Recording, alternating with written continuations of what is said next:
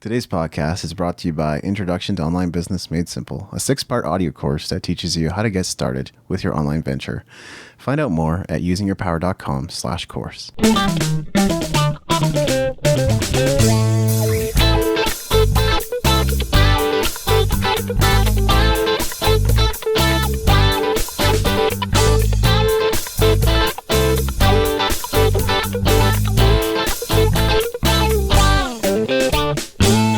Hi, thanks for joining Using Your Power. My name is Maveen. And I'm David and Wiebe. Hey, David, how's it going? I'm powered up, man. How are you? I love it. You know, I'm so excited about recording today, so why don't we jump right into it? Absolutely. Well, it feels like a lifetime away that we last recorded. We're going to take a look at 10 places you're spending your money, good and bad. I think this was an idea that you had for us. Yeah, for sure. You know, I just was thinking about, my own expenses and, where am I spending my money? What am I doing? So I just wanted to talk about that because I think a lot of people, especially come summer, are going to be spending money on vacations or, even at the Calgary Stampede here, which is coming up. And, it just maybe let's take a look at where we're actually spending our money and is it a good or a bad thing? Mm-hmm. One of the things that I realized about this topic is it's really debatable a lot of the time with different items when you think about it. Like they could be both good and bad depending on the timing and the situation and your budget. So, I mean, I think part of the goal is to help people spend their money more wisely with this show, right? I think, for me, one of the themes of this year has been health. So for me, I feel like that's the good spending, right? Investing in supplements and exercise and groceries. And part of that is a time commitment as well. It's not just money commitment, but it's a bit of both because you need a little bit of workout gear. Potentially, I bought some shoes. And with supplements, I mean, that's an obvious expense. You just need to take it.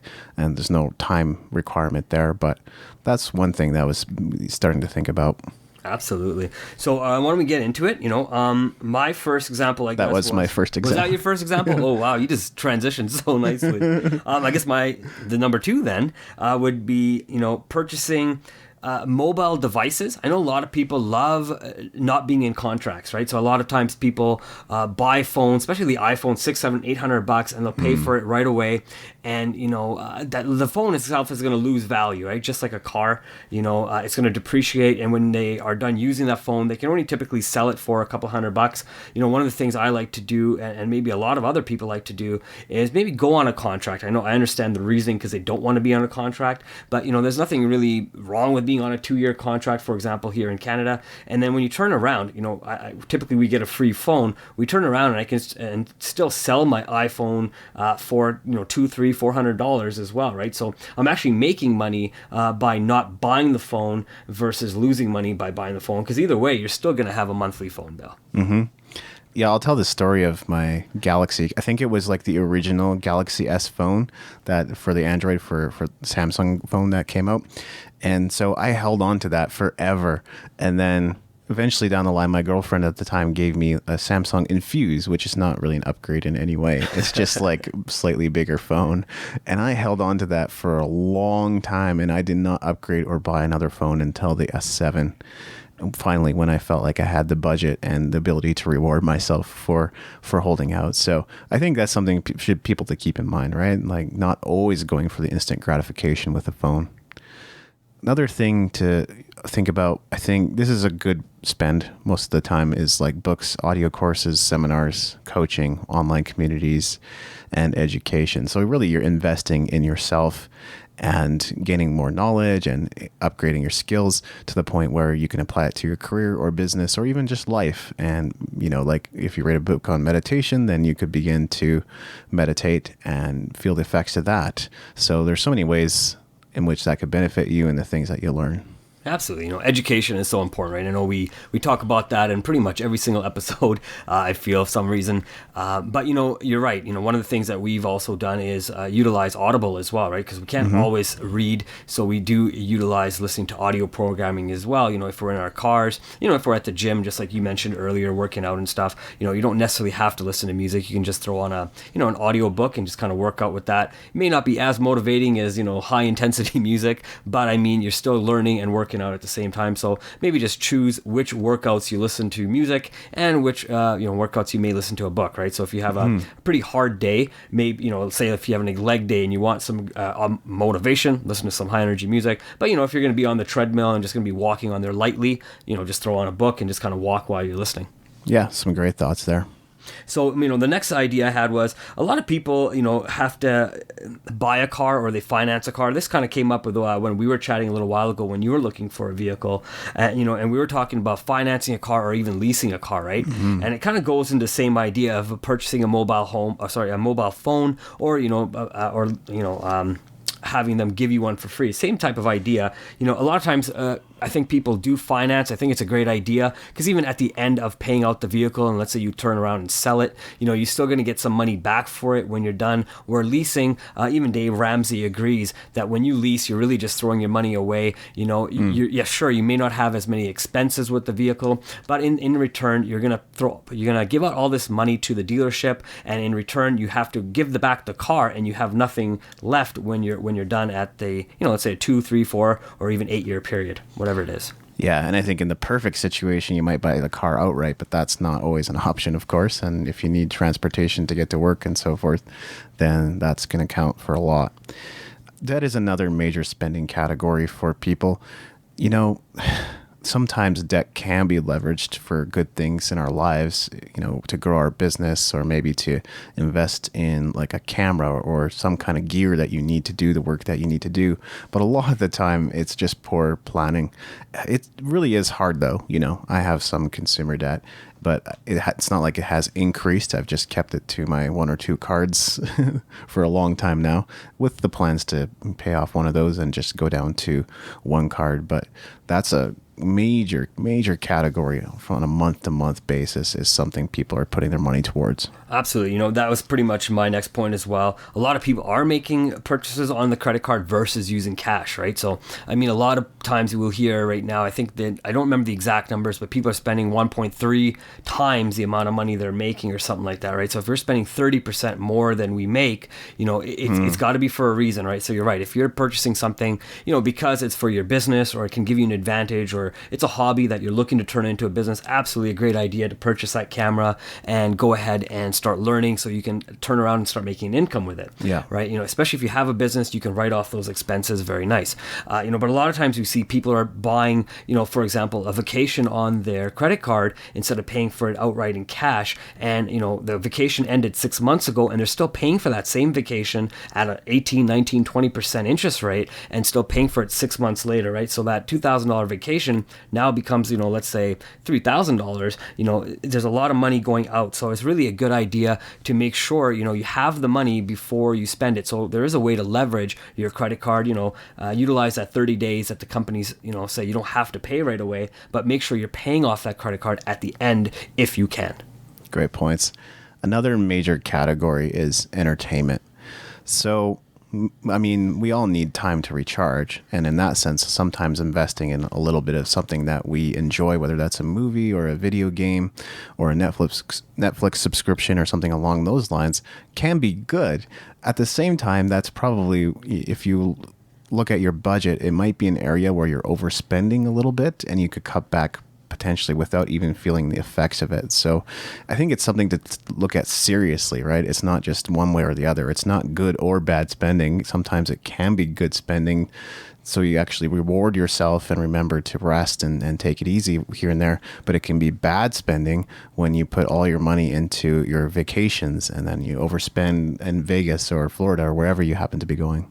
No, for sure. And I do like your idea there, David, too. You're talking about Netflix subscriptions. A lot of time to have Netflix, you must have the internet, right? And what happens is more and more people are actually just streaming everything anyways but they still decide to keep their TV going as well, for whatever reason. So that's an additional expense they have. But, if we're streaming everything, most of the time we can actually just stream everything that's on TV anyways, on, either Netflix or different websites on the internet, right? So, take a look at maybe cutting one of the other, which I think is what you're saying as well. Yeah, I think you could definitely take that approach without suffering, right? And there's so much on YouTube too, and people spend more time there than all other social networks. So Oh, absolutely. It just keeps growing, doesn't it? And yeah, I know we're on YouTube as well, so we understand the power of leveraging YouTube because more and more people are on there. exactly. Yeah. So I guess, the next one kind of goes with entertainment. I think a lot of times when we're looking to be entertained, what we do is we eat out. Right, so a lot of times what we'll do is my idea was a little bit different. So it's either eating out or packing a lunch, right? So it's good versus the bad. So typically when we're making food at home, we are going to save money versus eating out. It typically is going to cost us a couple of dollars to prepare a meal and then take it to work or take it with us on a hike or wherever, versus buying it in a store, which the markup is 20, 30, 40% or even higher or even double, right? So I mean, there's a great way to save just a little bit of money. Again, there's nothing wrong with eating out every so often. I mean, the business owners do need to be, do need to make money as well. So, there's a great reason to go into these stores and support these local businesses. But in the same sense, you have to look at your pocket and what it allows you to do as well, right? And it goes kind of back to the credit card, right? So a lot of people buy these meals, put it on their credit card, and then not be able to pay it off. So they're still paying for it months later as well, right? So just something to keep in mind. Often when times with finances, I say to people, you got to take care of number one. Probably no one else is going to do that for you. If you're lucky, you might have some friends and family that'll help you along the way. But, it's not like the government's going to help you. Your job doesn't care. Your boss doesn't care. Your colleagues and coworkers don't care either for the most part. So you got to be on top of your finances. No one else is going to do it for you. And then the next category, I mean, you raised the point of financing or leasing a car, and I have Ottawa here as a place that you're definitely spending money, or most people are spending money here in North America. It is, again, it's kind of a mix of good and bad spending from my perspective. It's good spending because if you have a car, you can get around easier. I think in a place like Alberta, we even talked about this, it's really hard to live without a car in a city like Calgary. If you want to limit your life to downtown Calgary, that's one thing. But if you want to go to Banff or enjoy yourself or go to a friend's house or whatever, then you're probably going to need a car and to and from work and stuff like that too. It can become bad spending just in the sense of if you don't know what mechanic to go to, then you could end up spending way more than you actually need to get the work done and the maintenance done.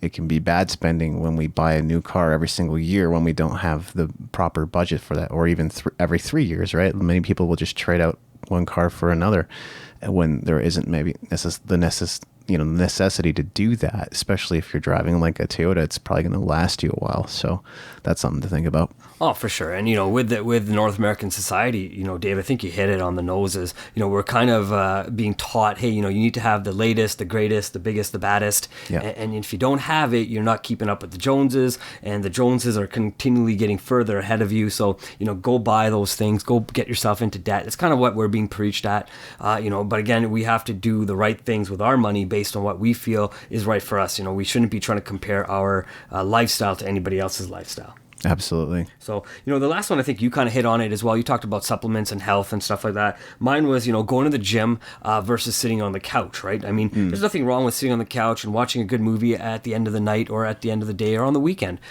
but in the same sense, what are you doing to ensure that, your health is number one, right? So I just recently started going to the gym as well. And before I was just working out at home, right? It's free to work out at home. There's no real expenses there. I have already bought all the weights years and years ago. So I had all that stuff, but I knew if I wanted to see the different changes in my body, I had to go to the gym. So, I took advantage, not that I didn't go and pay $300-$500 for a gym pass for a year. My wife worked at a company where they actually supplement your gym pass, and it's really wicked. I only ended up paying $50 for the whole year. So to me, that was a great expense to take on, because $50 to have all the different equipment that's not available to me at home, I think that was a great idea, right? So now it gives me a reason to get off my couch, go outside, meet people, introduce myself to people, work out, watch other people work out, and see what kind of changes they're getting into, and see how I can also make those same kind of changes. And it's a great place to spend your money in the gym, because you are in the end taking care of yourself.